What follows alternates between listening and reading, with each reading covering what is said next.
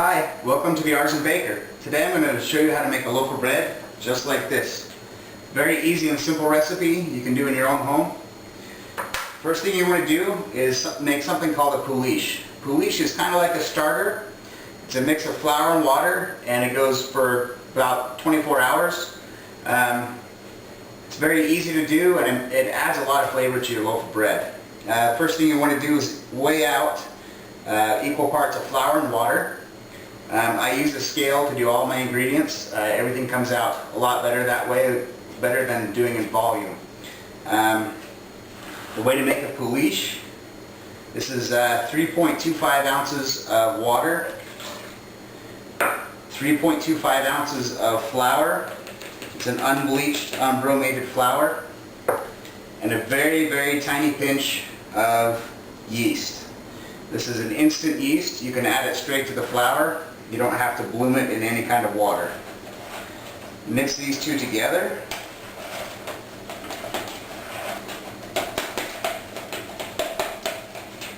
Just like that, till they're well incorporated. I don't know if you can see that on the camera. You cover this and let this sit for about 12 to 24 hours. It'll get nice and bubbly, and it'll have a great smell.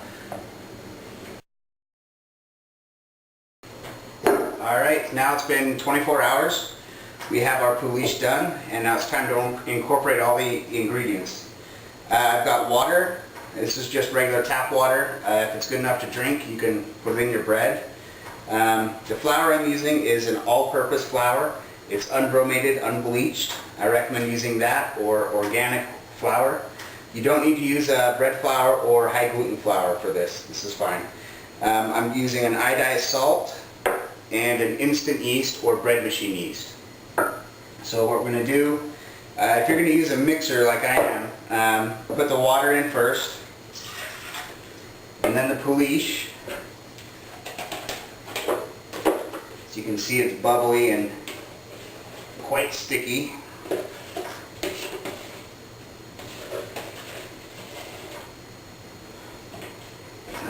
Then the flour,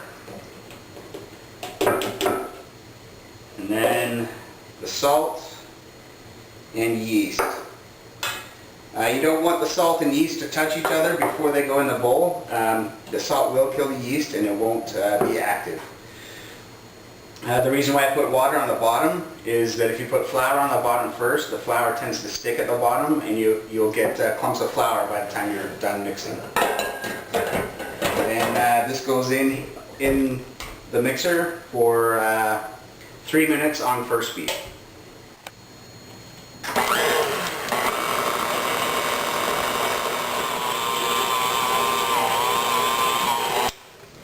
Alright, this is the end of the first speed. This is how your dough should look. It's a little bit sticky, but that's okay. Now we're going to put it on second speed for 5 minutes. Okay, now that it's done mixing on the second speed for 5 minutes, we're going to transfer it to a greased bowl. Your dough is going to be pretty sticky, which is normal. To help with this, sometimes if you coat your hand with water, sticky dough won't stick to wet hands. I have a little plastic bench scraper. You can scrape out the rest of the mixing bowl. And once it's in this bowl, I coat it with oil and cover it in plastic and let it sit for about an hour. Alright, now that the dough has sat for 1 hour, we're going to take it and do what's called a turn. You're going to take the outside edge, pull it up and over, and turn it 90 degrees, and do that to all 4 sides.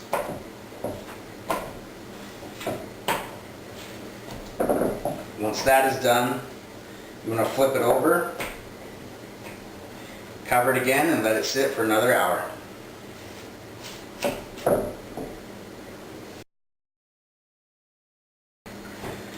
Alright, now that another hour has gone by, it's time to shape the dough. We're first going to pre-shape it plastic scraper here. By rounding it up into a ball, this helps the final shape stay a little bit more uniform. So what you're going to do is take the outside edges and turn them over to the top.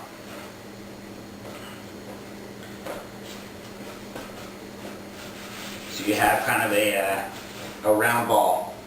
Cover this with a cloth, let this sit for about 15 minutes, and we'll come back and do the final shape. Alright, now that the dough has rested for 15 minutes, we're going to shape it one last time. I'm going to bring the camera closer so you can see how I do that. Alright, so this top side is nice and round. We're going to flip that over to the bottom.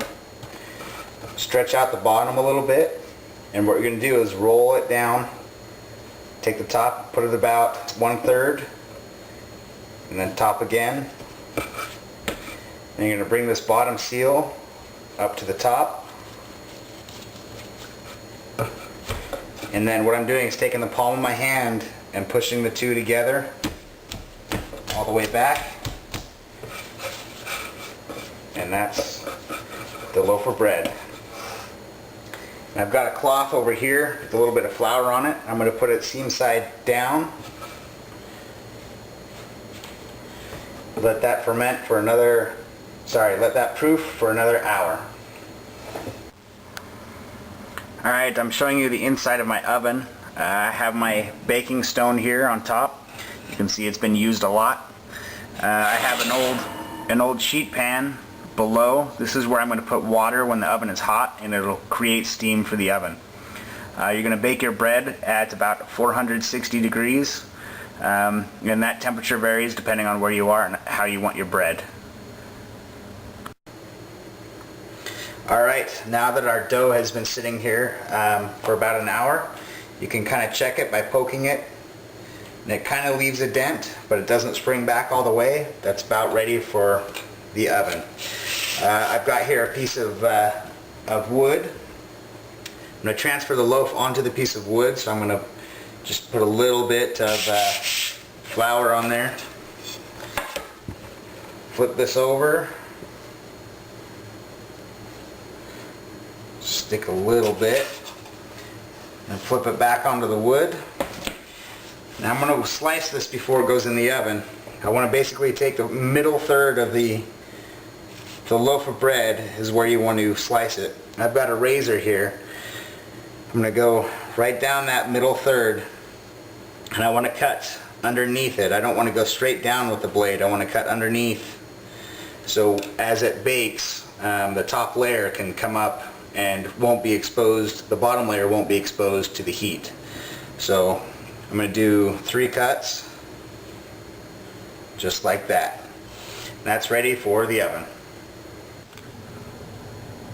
Alright, now my oven is heated up to 460. I'm going to steam it first and then put the loaf of bread in. I'm going to be quick so I don't lose any heat or steam.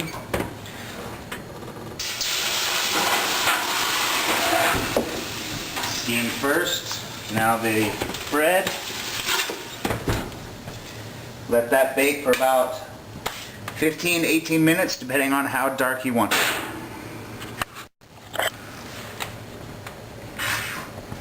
Alright, now you can see our loaf of bread is done. I'm going to put it onto a cooling rack. See how good that looks? Alright, now the bread is done. It's out of the oven. You want to cool it on a perforated pan or a cooling rack. This circulates the air and makes it so there are no wet spots underneath the loaf. Let this rest about 20-30 minutes before you cut into it, and enjoy. That's it. That's the easy way to make an artisan loaf of bread. Thank you for watching.